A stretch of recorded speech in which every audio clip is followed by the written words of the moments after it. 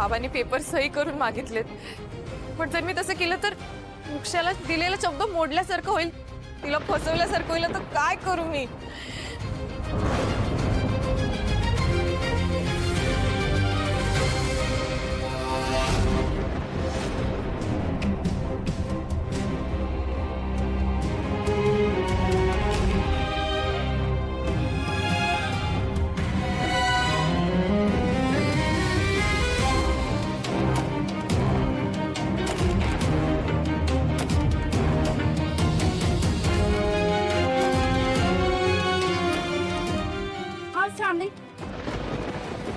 मोक्षा काकू, मी तुला उद्यापर्यंत थांबायला सांगितलं होतं ना.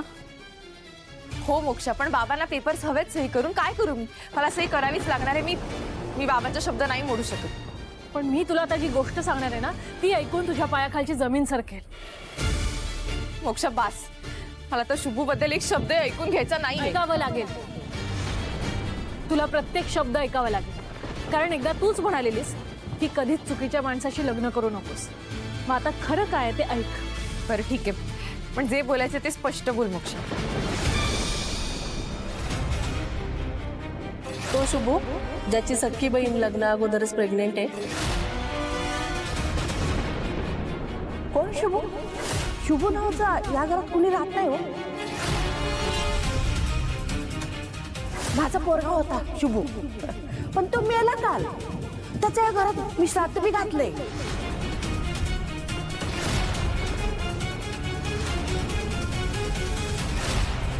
काय? होय, आणि स्वीटीच्या सांगण्यावरून इंद्रनीलने सानिकाशी लग्न करायला नकार दिला, कारण शुभूने तुझ्याशी लग्न केलं. तुला कळतंय का शुभूने केवढा मोठा त्याग केलाय तुझ्यासाठी? आणि तुला त्याला डिवोर्स द्यायचाय, गुन्हेगार ठरवायचाय. मोक्षा तू हे काय सांगतेस? हे सगळं जर खरं असेल तर? हो खरं आहे. श्रावणी त्याला त्याच्या आईने घरातून हाकलते आणि त्याला त्या रक्ताचे उलटे होत आहेत. हे मी त्याच्या आईला सांगितलं तरी त्याच्या आईने त्याला घरात घ्यायला नकार दिला. काय बोलतेस तू? त्याला रक्ताची उलटी झाली.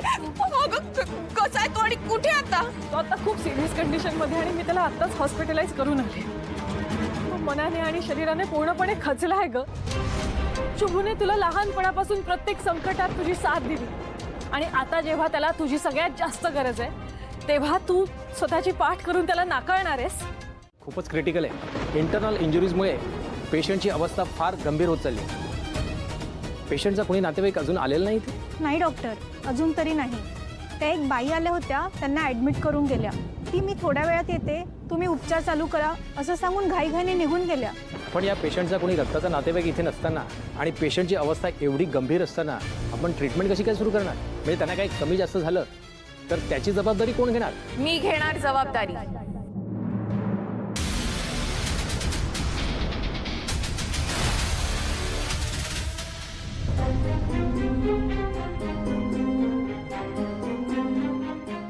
शोभाताई, लागलं का ग फोन? कुठे त्यांना? बाई सानिका मॅडम, नाही घरच्यांची काळजी वाटते होय तुम्हासनी? तुमच्यामुळं घरात बाहेर कोणाला तोंड दाखवायला जागा नाही उरली काय? त्याच्यामुळे घरात जरा शांतच बसा तुम्ही.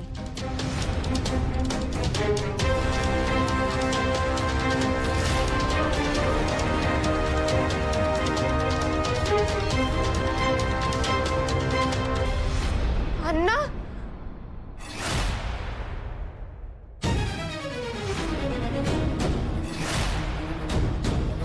अण्णा, आई लवकर बाहेर ये.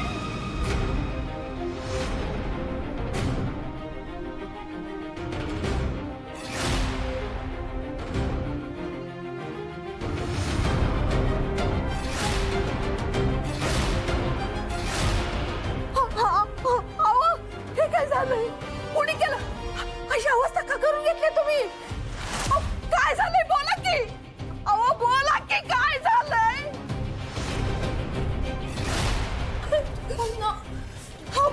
बोला की कोणी केलंय?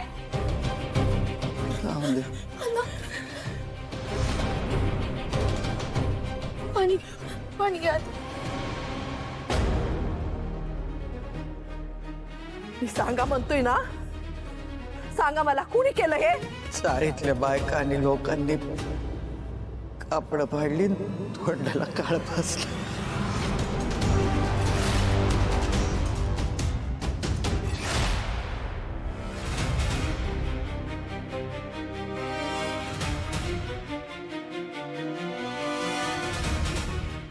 नाहीतर काय. स्वीटी स्वीटी, माझं शुभ चुकलाय ग.